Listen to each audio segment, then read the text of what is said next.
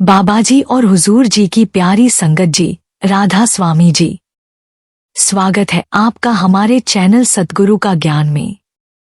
संगत जी, क्या आपने कभी गहराई से यह सोचा है कि आखिर हम क्यों बार बार इस जन्म और मरण के चक्र में फंसते रहते हैं?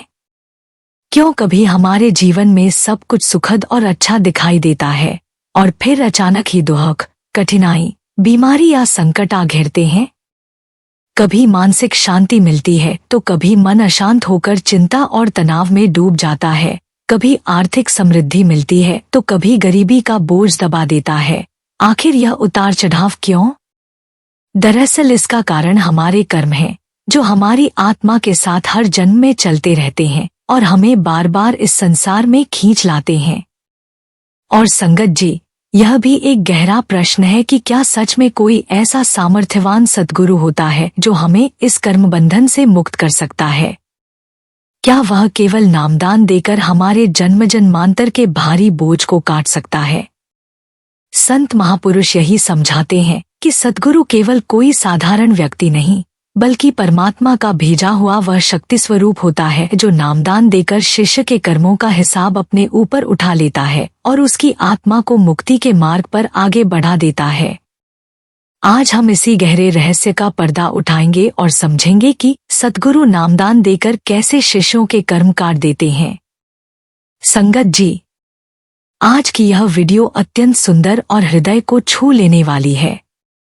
इसे अंत तक अवश्य सुनिए, क्योंकि जब एक साधक को यह गहरी समझ आ जाती है कि केवल अपने सामर्थ्य से वह कभी भी जन्म मरण के इस अंधीन चक्र से मुक्त नहीं हो सकता, तब उसे यह बोध होता है कि मुक्ति का मार्ग केवल सद्गुरु के चरणों में ही है। जब साधक अपनी जीवन डोर पूरी श्रद्धा और विश्वास के साथ सद्गुरु के हाथों में सौंप देता है, तो पार उतारना निश्चित हो जाता है। यह वीडियो हर उस आत्मा के लिए प्रेरणादायक है जो भीतर ही भीतर तड़प रही है, जिसने यह अनुभव कर लिया है कि अब इस नश्वर संसार में कोई स्थायी ठिकाना नहीं है, अब तो असली लक्ष्य केवल प्रभु से मिलन है। संगत जी, जो भी इस मार्ग पर ईमानदारी, समर्पण और निरंतर प्रयास के साथ आगे बढ़ रहे हैं, उन्हें हृदय से बधाई और मुबारकबाद।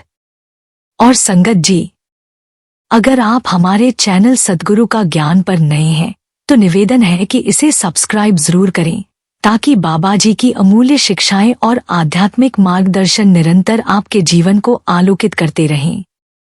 संगत जी, महापुरुष फरमाते हैं कि कर्म 3 प्रकार के होते हैं: संचित, प्रारब्ध और क्रियामान, और यही तीनों हमारे जीवन की दिशा और दशा तय करते हैं। जरा सोचिए, जैसे कोई व्यापारी अपना सारा लेनदेन हिसाब की किताब में दर्ज करता जाता है, उसी प्रकार आत्मा भी अपने हर विचार, हर वचन और हर कर्म का लेखा जोखा अपने साथ लेकर चलती है। सबसे पहले है संचित कर्म। ये वे अनगिनत जन्मों के कर्म हैं जो आत्मा पर ढेर की तरह जमा होते चले जाते हैं। इन्हें ऐसे समझिए जैसे किसी बैंक खाते में सालों साल जमा होती पूंजी, चाहे वह काली कमाई हो या उजली, वह खाता बढ़ता ही रहता है और एक दिन ब्याज सहित लौटाना ही पड़ता है। कहते हैं, जैसी करनी वैसी भरनी, और संचित कर्म इसी लोकोक्ति का जीवंत रूप है। दूसरे हैं प्रारब्ध कर्म। जब आत्मा नए शरीर में आती है तो उन संचित कर्मों का कुछ हिस्सा काटकर इस जीवन के लिए चुन लिया जाता है।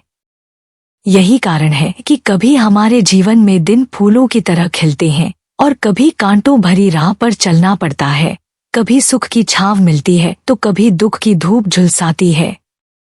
सुख दुख जीवन के 2 पहिए हैं और इन पहियों पर ही हमारी गाड़ी चलती रहती है। तीसरे हैं क्रियामान कर्म। ये वही हैं जो हम इस समय कर रहे हैं, सोच रहे हैं और बोल रहे हैं। जैसे बीज बोते ही वह भविष्य की फसल का रूप ले लेता है, वैसे ही हर छोटा बड़ा कर्म तुरंत भविष्य के खाते में दर्ज हो जाता है। इसलिए कहा गया है, कर भला तो हो भला, कर बुरा तो हो बुरा, क्योंकि ये कर्म किसी न किसी रूप में हमें लौट कर मिलने ही हैं। इस प्रकार संगत जी, आत्मा हर जन्म में पुराने बोझ को ढोते हुए नए बोझ अपने सिर पर रख लेती है और यही अंतहीन चक्र बार बार चलता रहता है। इसे ही संतजन कर्मों का चक्रव्यूह कहते हैं, जिसमें आत्मा फंसकर बार बार जन्म और मृत्यु की कठिन यात्रा तय करती रहती है। संगत जी, यही तो कर्मों का गहरा असर है कि कभी जीवन हमें फूलों की सेज लगता है और कभी यह कांटों का बिस्तर बन जाता है। कई बार सब कुछ हमारे पक्ष में होता है, स्वास्थ्य अच्छा, धन की बरकत, रिश्तों में मिठास, तो लगता है मानो किस्मत की देवी हम पर मुस्कुरा रही हो। पर अचानक ही परिस्थितियां पलट जाती हैं और वही जीवन हमें कठिन परीक्षा की तरह लगने लगता है। कभी शरीर ताकत और तंदुरुस्ती से भरा होता है तो कभी बीमारियां हमें इस कदर जकड़ लेती हैं कि लगता है जैसे पूरा संसार उजड़ गया हो। कभी मन इतना हल्का और प्रसन्न होता है कि मन के हारे हार है, मन के जीते जीत की कहावत सच्ची लगने लगती है। लेकिन कभी वही मन चिंता, तनाव और बेचैनी की ऐसी गिरफ्त में आ जाता है कि नींद और चैन तक छिन जाते हैं। आर्थिक हालात भी इसी कर्मफल के कारण बदलते हैं। कभी लक्ष्मी जी की कृपा होती है और घरांगन सुख समृद्धि से भर उठता है, तो कभी दरिद्रता ऐसी हावी होती है कि 2 वक्त की रोटी के लिए भी संघर्ष करना पड़ता है। संगत जी, यह सब किसी बाहरी ताकत का खेल नहीं है, बल्कि हमारे अपने ही कर्मों का अदृश्य लेखा जोखा है जो आत्मा के साथ बंधा रहता है। जिस तरह परछाई इंसान का पीछा कभी नहीं छोड़ती, उसी तरह कर्म भी आत्मा का पीछा जन्म जन्मांतर तक करते हैं। और जब उनका हिसाब चुकाने का समय आता है तो हमें वही सुख और दुख भोगने पड़ते हैं जो हमने कभी बोए थे।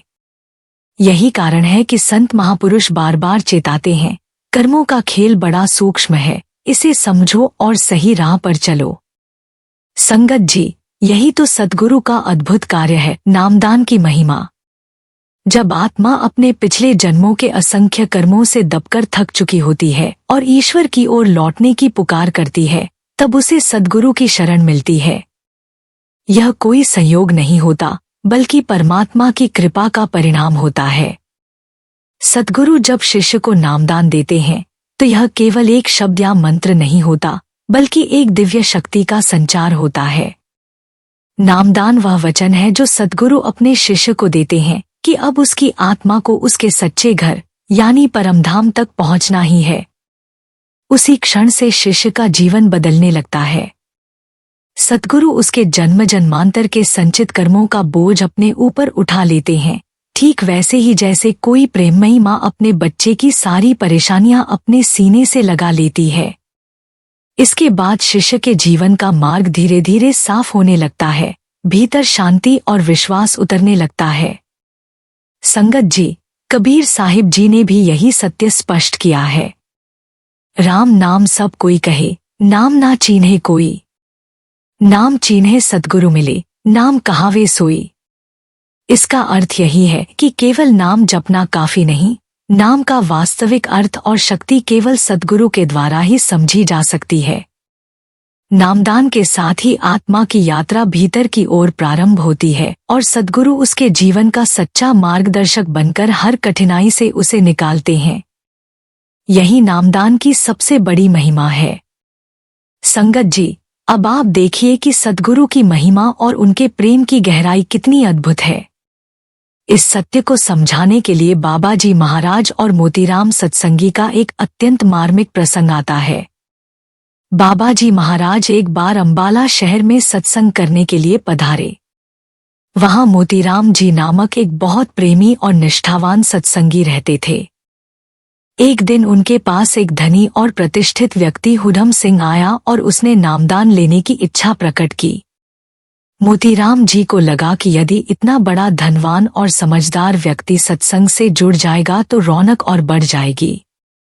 उन्होंने बड़ी श्रद्धा से बाबा जी के सामने उसकी अर्ज रख दी। लेकिन संगत जी, संत तो पारदर्शी होते हैं, वे आत्मा के भीतर तक देख लेते हैं। बाबा जी ने तुरंत कहा, मोतीराम, इसे नाम मत दिलाओ, इसके बहुत भारी कर्म है। मोतीराम जी ने विनम्रता से उत्तर दिया, बाबा जी, अगर आपके पास आकर भी इसके कर्म नहीं कट सकते तो फिर दुनिया में कहाँ कटेंगे। यह सुनकर बाबा जी ने गहरी सांस ली और बोले, ठीक है, इसे नामदान तो दे देते हैं, लेकिन फिर मैं यहाँ नहीं ठहरूंगा। बाबा जी ने उसी समय उसे नामदान दे दिया और तुरंत अपना बिस्तर व सामान बांधकर व्यास लौट आए। वहां पहुंचते ही बाबा जी भयंकर बुखार में पड़ गए। सांस ऊपर और नीचे अटकने लगी। 12 दिनों तक उन्होंने सख्त शारीरिक कष्ट सहा। सत्संगी भाइयों ने बड़ी विनती की कि दवा ले लीजिए, इलाज करा लीजिए, लेकिन बाबा जी ने दृढ़ स्वर में कहा, 12 दिन तक कोई दवा नहीं खाऊंगा। बाद में जब एक प्रेमी सत्संगी ने कारण जानना चाहा, तो बाबा जी की आंखों से करुणा झलक उठी।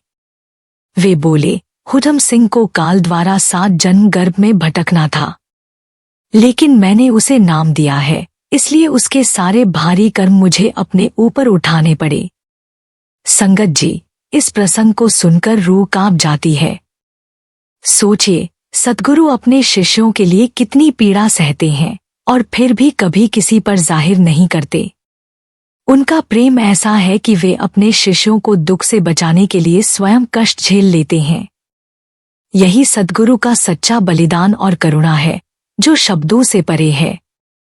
संगत जी, जब सद्गुरु अपनी कृपा से किसी आत्मा को नामदान दे देते हैं, तो उसका मार्ग सदा सर्वदा के लिए सुरक्षित हो जाता है।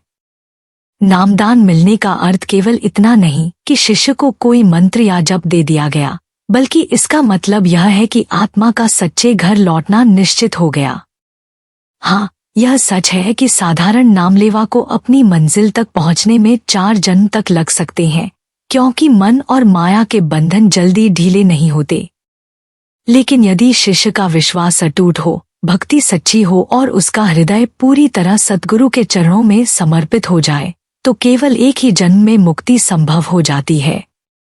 फिर भी संगत जी, सद्गुरु की यह अनमोल कृपा पाने के बाद भी यदि मनुष्य बुराइयों में जीता है, झूठ, छल, कपट, लोभ और कामक्रोध जैसी कमजोरियों से ग्रस्त रहता है और संसारिक मोहमाया में ही उलझा रहता है, तो उसे दोबारा जन्म लेना पड़ता है।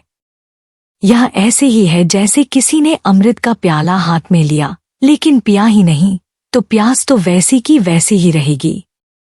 लेकिन जिनके जीवन का मुख्य लक्ष्य केवल और केवल सद्गुरु बन जाता है, जिनका हर विचार, हर सांस, हर कर्म सद्गुरु के प्रेम में रंग जाता है, उन्हें दोबारा इस संसार में जन्म लेने की आवश्यकता नहीं रहती। वे जन्म-मरण के चक्र से मुक्त होकर सीधा अपने सच्चे घर पहुंच जाते हैं। यही नामदान की वास्तविक महिमा और सद्गुरु का सबसे बड़ा वचन है। संगत जी, महापुरुषों ने हर युग में नामदान की महिमा और सद्गुरु की शक्ति का बखान किया है। कबीर साहिब जी तो बार बार चेतावनी देते हैं कि यह अवसर हाथ से न जाने पाए। वे कहते हैं, लूट सके तो लूट ले, सतनाम नाम की लूट, पीछे फिर पछताओगे, प्राण जाएंगे जब छूट। इसका अर्थ है कि सद्गुरु जो नाम का खजाना बांटते हैं, उसे तुरंत ग्रहण कर लेना चाहिए, क्योंकि यह जीवन बड़ा अनिश्चित है। सांस का क्या भरोसा, कब छूट जाए। यदि हम इस अमोलक नाम का लाभ अभी नहीं उठाते, तो मृत्यु के समय केवल पछतावा ही हाथ आएगा। इसी प्रकार मीराबाई जी ने अपनी वाणी में उस आनंद को व्यक्त किया है जो सद्गुरु की कृपा से उन्हें मिला। वे लिखती हैं, पायो जी मैंने राम रतन धन पायो, वस्तु अमोलक दी मेरे सद्गुरु, कर कृपा अपनायो। पायो जी मैंने राम रतन धन पायो। संगत जी, मीराबाई के इन शब्दों में वह हृदय की सच्ची तृप्ति झलकती है जो नाम के मिलने से आत्मा को प्राप्त होती है। यह ऐसा अनमोल खजाना है जिसे कोई चोर लूट नहीं सकता, कोई आग जला नहीं सकती और मृत्यु भी इसे छीन नहीं सकती। यह खजाना आत्मा का स्थायी धन है, जो जन्म जन्मांतर तक साथ चलता है और अंततः आत्मा को उसके सच्चे घर तक पहुंचा देता है। यही कारण है कि संत महात्मा बार बार हमें सद्गुरु के चरणों में समर्पण करने और नाम की महिमा को समझने की प्रेरणा देते हैं। संगत जी, कर्मों से मुक्ति का असली उपाय केवल संतों की शरण में ही है, क्योंकि वे स्वयं निष्कर्म होते हैं। उनके कर्म उन पर बांधते नहीं हैं, क्योंकि उनकी आत्मा 10वें द्वार से कार्य करती है, जो मन और माया के तीनों क्षेत्र से ऊपर स्थित है। यही कारण है कि संत हमें बार बार समझाते हैं कि नया कर्म भी यदि करना पड़े तो उसे सद्गुरु के नाम से करो, स्वयं को केवल एक माध्यम, एक एजेंट समझकर करो। जब कर्म इस भावना से किए जाते हैं तो वे आत्मा को बांधते नहीं, बल्कि शुद्ध कर देते हैं। जो प्रारब्ध कर्म है, उनका भोग तो हर किसी को इस जीवन के अंत तक सहना ही पड़ता है, लेकिन जो संचित कर्म है उनका कुछ हिस्सा सद्गुरु स्वयं अपने ऊपर ले लेते हैं और कुछ हिस्सा साधक को भोगने देते हैं, जैसा कि उन्हें उचित लगता है। यही सद्गुरु की असीम करुणा और दया है। संत आत्मा को शब्दधुन से जोड़ते हैं। जब आत्मा उस दिव्य नाद को पकड़ लेती है और भीतर उठने लगती है, तो धीरे धीरे मन और माया का प्रभाव उतर जाता है और आत्मा और अधिक मजबूत होती जाती है। जितना साधक इस मार्ग पर चलता है, उतना ही पथ सरल होता जाता है, अन्यथा यात्रा लंबी खिंच सकती है। लेकिन संगत जी, एक बात याद रखिए, जब संत आत्मा को नामदान दे देते हैं, तो वे उस आत्मा को उसके सच्चे घर पहुंचाने का वचन निभाते ही हैं। शब्द साधना का अभ्यास शेष कर्मों को काट देता है। यह शब्दधारा आत्मा के लिए चुंबक की तरह है। जैसे लोहे का टुकड़ा चुंबक की ओर खिंच जाता है, वैसे ही आत्मा इस धारा की ओर खिंचती है। अगर आत्मा मन और माया के जंग से ढकी न हो, तो पल भर में ऊपर उड़ जाए। यह जंग, ये परतें, हमारी आसक्तियों, इच्छाओं और मन की छापों से बनी हैं। इन्हें हटाने का साधन है सिमरन, नाम का बार बार स्मरण। जब साधक भीतर जाने वाली यात्रा के विचारों का सिमरन करता है, तो बाहरी विचार मिटने लगते हैं। मन बाहर की दौड़ भाग छोड़कर भीतर विश्राम करने लगता है। और जब मन भीतर जाता है, तो आत्मा भी उसके साथ भीतर खिंचती है। वहां पहुंचकर शब्दधारा आत्मा को ऊपर उठाती है। जब आत्मा त्रिकुटी मंडल से पार हो जाती है, तो वहां पहुंचने के बाद उसे फिर कभी जन्म-मरण के चक्र में आना नहीं पड़ता, क्योंकि वहां तक पहुंचने के लिए सारे कर्मिक हिसाब पूरे हो चुके होते हैं। उसके बाद आत्मा अपने स्रोत में विलीन हो जाती है, अपने सच्चे घर में। संगत जी, यही संतों की प्रतिज्ञा है। वे हमें इस जंजाल से निकालकर मुक्त मार्ग पर ले जाते हैं। पर शर्त यही है कि हम भजन सुमिरन में मन को लगाएं, सेवा सत्संग में समय दें और सद्गुरु पर दृढ़ विश्वास रखें। संगत जी, नामदान का क्षण साधक के जीवन का सबसे बड़ा मोड़ होता है। यह केवल एक धार्मिक क्रिया या कोई बाहरी संस्कार नहीं है, बल्कि यह आत्मा की अनंत यात्रा की शुरुआत है। जब गुरु कृपा करके आत्मा को नाम से जोड़ते हैं, तो साधक को यह समझ लेना चाहिए कि अब उसका जीवन साधारण नहीं रहा। अब यह जीवन केवल खाने पीने, परिवार चलाने और सांसारिक कार्यों में उलझने का नाम नहीं, बल्कि अब यह अवसर है भीतर की यात्रा पर निकलने का, जन्म-मरण से छुटकारा पाने का और प्रभु से मिलने का। लेकिन संगत जी, नामदान मिलते ही साधक का कार्य समाप्त नहीं हो जाता, बल्कि असली कार्य तो तभी से शुरू होता है। गुरु तो बीज बो देते हैं, लेकिन उस बीज को पानी देना, उसकी रक्षा करना और उसे पेड़ बनाना, यह कार्य साधक को करना होता है। अगर साधक ध्यान न दे, तो वह बीज सूख भी सकता है, और अगर वह मेहनत करे, तो वही बीज विशाल वृक्ष बनकर फल और छाया दे सकता है। इसलिए आज हम विस्तार से समझेंगे कि नामदान के बाद साधक को किन बातों का ध्यान रखना चाहिए, भजन सुमिरन की गहराई क्या है, गुरु शिष्य संबंध की महिमा कैसी है, जन्म-मरण से मुक्ति का रहस्य क्या है, और साधक अपने व्यावहारिक जीवन को कैसे संतुलित रख सकता है। नाम लेने के बाद साधक को किन किन बातों का ध्यान रखना चाहिए। सबसे पहली और मुख्य बात है भजन सुमिरन की नियमितता। जब साधक को नाम मिलता है, तो यह उसके जीवन का सबसे बड़ा खजाना होता है। लेकिन अगर वह इसे केवल अलमारी में रख दे और उपयोग ही न करे, तो उसका कोई लाभ नहीं। नाम को जीवित रखने के लिए उसे हर दिन सुमिरन करना आवश्यक है। बाबा जी अक्सर कहते हैं कि नियमितता सबसे बड़ा नियम है। साधक चाहे कितनी भी व्यस्तता में क्यों न हो, उसे भजन सुमिरन के लिए समय अवश्य निकालना चाहिए, क्योंकि यही वह शक्ति है जो जीवन में संतुलन, शांति और स्थिरता लाती है।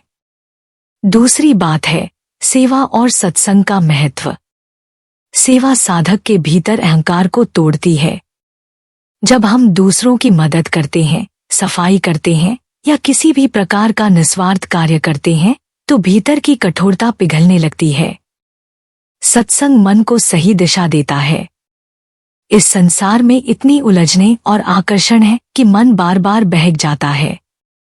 लेकिन जब साधक सत्संग सुनता है तो मन को याद आता है कि असली मकसद प्रभु की ओर जाना है। तीसरी और बहुत महत्वपूर्ण बात है गुरु आज्ञा पालन। नामदान के साथ साधक से वचन भी लिया जाता है कि वह गुरु की आज्ञा मानेगा। जैसे बच्चे को डॉक्टर दवा लिख देता है, लेकिन अगर बच्चा अपनी मर्जी से दवा लेना बंद कर दे तो रोग नहीं मिटेगा। उसी तरह गुरु भले ही कृपा करें, लेकिन अगर साधक आज्ञा पालन न करे तो लाभ नहीं होगा। चौथी बात है नए कर्मों से बचना। नामदान के बाद साधक को विशेष ध्यान रखना होता है कि वह और नए कर्म न बनाए। पुराने कर्म तो गुरु की कृपा से कटने लगते हैं, लेकिन अगर साधक बार बार नए कर्म बनाएगा, झूठ बोलेगा, हिंसा करेगा, नशे करेगा या दूसरों का दिल दुखाएगा, तो फिर कर्मों का जाल कभी समाप्त नहीं होगा। इसलिए साधक का जीवन संयमित होना चाहिए। संगत जी, नामदान मिलने के बाद असली कार्य है भजन सुमिरन। यह केवल बैठने और शब्द जपने का कार्य नहीं है, बल्कि यह आत्मा की यात्रा है। जब साधक नियमित सुमिरन करता है तो मन के विकार धीरे धीरे कम होने लगते हैं। जैसे गंदा पानी अगर लंबे समय तक बहता रहे तो धीरे धीरे साफ पानी उसमें आकर गंदगी को बाहर निकाल देता है। वैसे ही सुमिरन बार बार मन पर पड़ते हुए उसके विकारों को धो देता है। ध्यान में साधक को अलग अलग अनुभव होते हैं। कभी भीतर उजाला दिखाई देता है, कभी ध्वनि सुनाई देती है और कभी गहरी शांति का अनुभव होता है। यह सब आत्मा के जागरण के संकेत हैं। पहले साधक को यह अनुभव केवल झलक की तरह मिलते हैं, लेकिन धीरे धीरे जब अभ्यास गहराता है तो यह स्थायी हो जाते हैं। तब साधक के जीवन में परिवर्तन आना शुरू होता है। वह अब छोटी छोटी बातों पर क्रोध नहीं करता, दूसरों की बुराई नहीं करता, बल्कि उसका जीवन सेवा, प्रेम और नम्रता में ढलने लगता है। यही असली बदलाव है जो नामदान के बाद दिखना चाहिए। संगत जी, जब गुरु कृपा करके हमारे कर्म काटते हैं तो इसका मतलब यह नहीं है कि अब हमारा कोई दायित्व नहीं है, बल्कि अब हमारा उत्तरदायित्व और भी बढ़ जाता है। गुरु ने हमें नाम का खजाना दिया है तो हमें इसे संजो कर रखना है। गुरु पर पूर्ण विश्वास करना बहुत जरूरी है। अगर हम बार बार शंका करेंगे कि क्या सचमुच गुरु मेरी मदद करेंगे, तो यह हमारी साधना को कमजोर करेगा। शिष्य को पूरी तरह समर्पित होना चाहिए। समर्पण का मतलब है कि साधक अपना मन, बुद्धि और अहंकार गुरु के चरणों में रख दे। तब गुरु अपनी कृपा से आत्मा को ऊंचाइयों तक ले जाते हैं। लेकिन यहाँ एक संतुलन जरूरी है। केवल गुरु की कृपा ही नहीं, बल्कि शिष्य का प्रयास भी उतना ही आवश्यक है। जैसे किसान बीज बो देता है, लेकिन अगर वह पानी और देखभाल न करे तो फसल नहीं उगेगी। उसी तरह गुरु बीज बोते हैं, लेकिन मेहनत शिष्य को करनी पड़ती है। साधक के मन में यह प्रश्न भी उठता है कि गुरु हमारे कर्म काट देते हैं तो आत्मा आगे कहाँ जाती है। संगत जी, आत्मा की यात्रा बहुत गहरी है। जब साधक भजन सुमिरन में गहराई से उतरता है तो वह त्रिकुटी तक पहुंचता है। त्रिकुटी से आगे की यात्रा और भी ऊंची है, ब्रह्मांड के परे, जहां समय, स्थान और कारण का बंधन नहीं है। यही वह मंजिल है जिसे संत सच्चा घर या सचखंड कहते हैं। संत कबीर जी ने कहा, सचखंड का घर निराला, तहाँ शब्द अनहद बाजे। यानी सचखंड वह जगह है जहां आत्मा को अनंत शांति और आनंद मिलता है। यह वही स्थान है जहां से आत्मा आई है और जहां उसे वापस जाना है। संतों के जीवन में हमें इस सत्य के अद्भुत उदाहरण मिलते हैं। गुरु नानक देव जी ने अपने शिष्यों के दुख अपने ऊपर लिए। कबीर साहिब ने कई बार समाज से विरोध झेला, लेकिन शिष्यों को नाम का खजाना दिया। और हमारे बाबा जी हर बार यही कहते हैं कि तुम्हारा बोझ हम उठाएंगे, लेकिन तुम्हें अभ्यास करना होगा। संगत जी, इतिहास गवाह है कि जब शिष्य नाम के सहारे चलता है तो उसके जीवन में चमत्कार होते हैं। कई साधक बताते हैं कि कठिन बीमारियों में नाम ने उन्हें शक्ति दी, दुर्घटनाओं से नाम ने उनकी रक्षा की और सबसे बढ़कर दुखों में नाम ने उन्हें शांति दी। आज की दुनिया में सबसे बड़ी चुनौती है जीवन को संतुलित रखना। नौकरी, परिवार, रिश्ते, समाज की जिम्मेदारियां, इन सबके बीच साधक को लगता है कि समय ही नहीं है। लेकिन संगत जी, समय बनाने का काम हमें ही करना पड़ता है।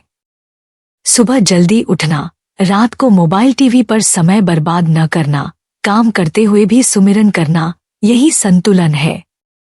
तनाव और दुख तो जीवन का हिस्सा है, लेकिन नाम साधक के लिए ढाल बन जाता है। जब दुख आता है तो नाम साधक को भीतर से मजबूत करता है। सेवा और कृतज्ञता भी बहुत जरूरी है। जब साधक सेवा करता है और हर हाल में शुक्राना करता है तो उसका मन हल्का रहता है और आत्मा ऊंचाई की ओर बढ़ती है। संगत जी, यही है नामदान के बाद साधक का जीवन। अगर वह नियमित भजन सुमिरन करे, सेवा सत्संग में जुड़े, गुरु आज्ञा माने, नए कर्मों से बचे और समर्पण व विश्वास के साथ चले, तो निश्चित है कि यह जीवन धन्य हो जाएगा। आत्मा जन्ममरण से मुक्त होकर अपने सच्चे घर पहुंच जाएगी। यही है नामदान का असली उद्देश्य और यही है गुरु कृपा का चमत्कार। संगत जी, यह बात सदैव याद रखनी चाहिए कि सद्गुरु केवल नाम ही नहीं देते, बल्कि जन्म जन्मांतर के कर्मों का बोझ भी अपने ऊपर उठा लेते हैं। वे आत्मा को संसार के इस उलझे हुए बंधन से मुक्त करने का बीड़ा उठाते हैं। लेकिन यहाँ शिष्य का भी एक बड़ा कर्तव्य बनता है। केवल नामदान लेकर ही चैन की नींद सो जाना पर्याप्त नहीं है। शिष्य को चाहिए कि वह सद्गुरु की आज्ञा में चले, जैसे आज्ञाकारी संतान अपने माता पिता का कहना मानती है। उसे चाहिए कि वह नियमित भजन सुमिरन करे, क्योंकि यही वह साधन है जिससे मन शांत होता है और आत्मा भीतर से मजबूत बनती है।